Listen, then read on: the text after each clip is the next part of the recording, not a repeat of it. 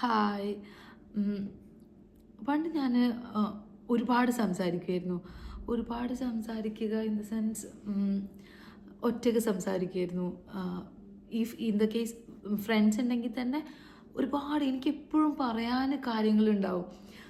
Means അത് ചിലപ്പോൾ എനിക്ക് പറയാൻ കാര്യങ്ങളില്ലെങ്കിലും ഞാനത് എങ്ങനെയെങ്കിലുമൊക്കെ എന്തെങ്കിലുമൊക്കെ പറഞ്ഞത് മീൻസ് ഞാൻ ഇൻറ്റൻഷനലി അത് സബ്ജക്റ്റ് ഉണ്ടാക്കുന്നതായിരിക്കില്ല. പക്ഷെ എപ്പോഴും എനിക്ക് എന്തെങ്കിലുമൊക്കെ പറയാനുണ്ടാവും. അത് കേൾക്കാനും ആൾക്കാരുണ്ടാവാറുണ്ട്. എപ്പോഴും ഉണ്ടാവും എനിക്ക് എന്തെങ്കിലുമൊക്കെ സംസാരിക്കാനായിട്ട്. അപ്പോൾ പണ്ട് ഇപ്പോൾ സ്കൂൾ ഡേയ്സിലായാലും കോളേജ് ഡേയ്സിലായാലും നമുക്ക് ഫ്രണ്ട്സ് ഉണ്ടാവും. ബട്ട് മേ ബി ഞാൻ ഒറ്റയ്ക്ക് സംസാരിക്കാറുണ്ട്. ഈവൻ ഇപ്പം സ്കൂൾ വിട്ട് ബസ് ഇറങ്ങിക്കഴിഞ്ഞാൽ എനിക്ക് വീട്ടിലേക്ക് നടന്നു പോകണൊരു ദൂരമുണ്ട്. നമുക്ക് വേണമെങ്കിൽ ഓട്ടോറിക്ഷയിൽ പോവാം. സ്കൂളിലെ സമയത്തൊക്കെ നടക്കുകയായിരുന്നു ചെയ്തിട്ടുണ്ടായിരുന്നത്. എൻ്റെ സിസ്റ്റേഴ്സിൻ്റെ കൂടെയോ അല്ലെങ്കിൽ നമ്മുടെ സ്കൂളിൽ തന്നെയുള്ള നമ്മുടെ വീടിൻ്റെ ആ ഭാഗത്തുള്ള അവരുടെ അടുത്തൊക്കെ അവരുടെ കൂടെ നമ്മൾ നടന്നാണ് പോവാറ്. അപ്പോൾ ചിലപ്പോൾ ഞാൻ ഒറ്റയ്ക്ക് സംസാരിക്കും. എന്നിട്ടിപ്പം എൻ്റെ കൂടെ ഇപ്പം ഞാനും വേറൊരു കുട്ടിയും കൂടെ പോവുകയാണെങ്കിൽ അവളുടെ വീട് എത്തി അവൾ പോയി കഴിഞ്ഞാൽ പിന്നെ അവിടെ മുതൽ എൻ്റെ വീട് വരെ ഒറ്റയ്ക്ക് സംസാരിക്കുമായിരുന്നു. എന്നുവെച്ചാൽ എനിക്ക് പലരും ചെയ്യാറുണ്ട് എന്നാണ് ഞാൻ കരുതുന്നത്. പലരും ചിലപ്പോൾ ഞാൻ എന്തെങ്കിലുമൊക്കെ പറയും. ഞാൻ ഇമാജിനറി ആയിട്ടുള്ള സിറ്റുവേഷൻ ഉണ്ടാക്കി. ഇഫ് സ്കൂളിലാണെങ്കിൽ ടീച്ചർ ഇന്ന ക്വസ്റ്റ്യൻ ചോദിച്ചു, അപ്പോൾ അതിന് ഞാൻ ഇങ്ങനെ ഉത്തരം പറയാം. എന്നിട്ട് ആ ഉത്തരം ഞാൻ പറഞ്ഞുകൊണ്ടിരിക്കും. അത് കഴിഞ്ഞിട്ട് ടീച്ചർ എന്ത് മറുപടി പറയും, ടീച്ചറിൻ്റെ മറുപടി കേട്ട് കഴിഞ്ഞാൽ ഞാൻ എന്ത് പറയും. അങ്ങനെ അങ്ങനെ മുഴുനീളം എപ്പോഴാണോ ഞാൻ എൻ്റെ വീട്ടിലെത്തുന്നത് അത്രയും നേരത്തേക്കുള്ള ഒരു സ്ക്രിപ്റ്റ് തന്നെ എൻ്റെ അടുത്ത് ഉണ്ടാവും. അപ്പം അത് അന്ന് എനിക്കതൊരു എന്തെങ്കിലും ഒരു പെക്യൂലിയർ ക്വാളിറ്റി ആയിട്ടോ അല്ലെങ്കിൽ ഒരു പ്രശ്നമുള്ളൊരു കാര്യമായിട്ടോ ഒന്നും എനിക്ക് തോന്നിയിട്ടില്ല. പ്രത്യേകിച്ച് ഒന്നും തോന്നിയിട്ടില്ല. പക്ഷേ കാലം കഴിഞ്ഞ് ഇഫ് ഞാൻ എൻ്റെ സ്കൂൾ ഡേയ്സ് കഴിഞ്ഞു, കോളേജ് ഡേയ്സ് കഴിഞ്ഞു, ഇപ്പം വർക്കിംഗ് ടൈമായി, ഫാമിലിയായി. അപ്പം പിന്നെ കുറേ കഴിഞ്ഞ് ഞാൻ ഇപ്പം ലാസ്റ്റ് ഒരു 1 ഇയർ 1 ഇയർ മുമ്പ് ഞാൻ ആലോചിച്ചിരുന്നു ഇഫ് ഞാനിപ്പോൾ അങ്ങനെയൊന്നും ചെയ്യാറില്ലല്ലോ എന്നുള്ളത്. അപ്പം അത് ആക്ച്വലി ഒരു സെൽഫ് അസസ്മെൻറ്റോ അല്ല എനിക്ക് എന്തോ അത് തരും.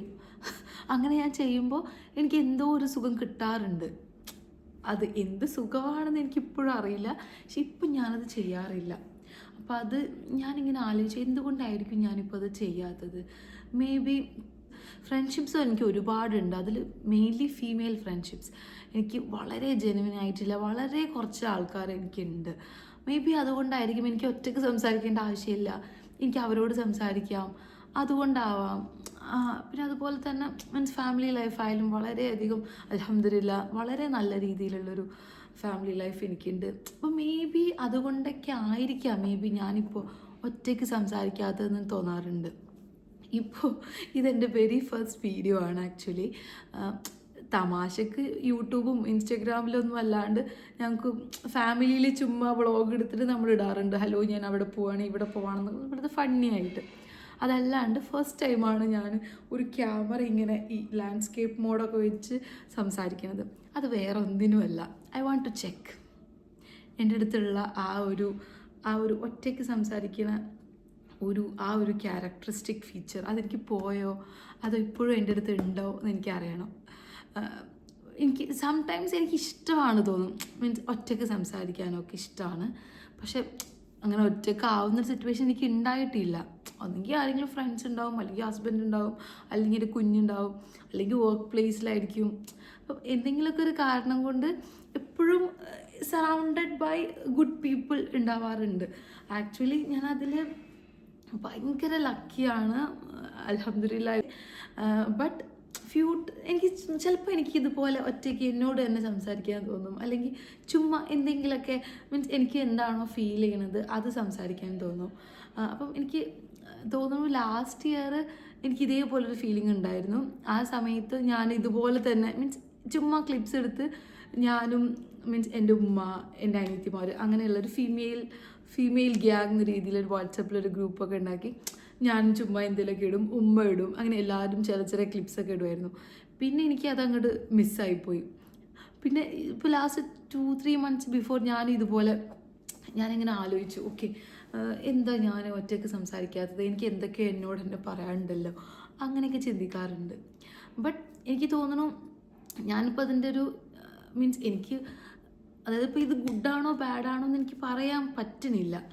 ബിക്കോസ് നമ്മുടെ ചുറ്റും നമുക്ക് സംസാരിക്കാൻ ആരും ഇല്ലാത്തൊരവസ്ഥ, അല്ലെങ്കിൽ നമുക്ക് ഫ്രണ്ട്സ്, നമുക്ക് നമ്മുടെ ഇഷ്ടമുള്ള കാര്യങ്ങൾ നമുക്ക് സംസാരിക്കാൻ പറ്റാണ്ടിരിക്കുക, അല്ലെങ്കിൽ അത് ഷെയർ ചെയ്യാൻ ആൾക്കാരില്ലാണ്ടിരിക്കുക എന്നൊക്കെ പറയുന്നത് വളരെ ബുദ്ധിമുട്ടുള്ളൊരു കാര്യമാണ്. അത് എനിക്ക് നല്ലോണം അറിയാം.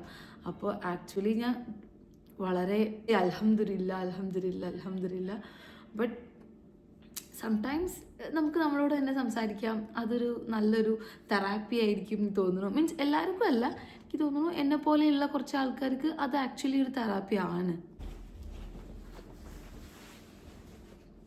ആക്ച്വലി ഞാനിപ്പോൾ പോയത് നിങ്ങൾ ഈ ബാക്ക്ഗ്രൗണ്ട് കാണുന്ന ലൈറ്റില്ലേ, വാം ലൈറ്റ്, അത് ഓൺ ചെയ്യാനാണ്.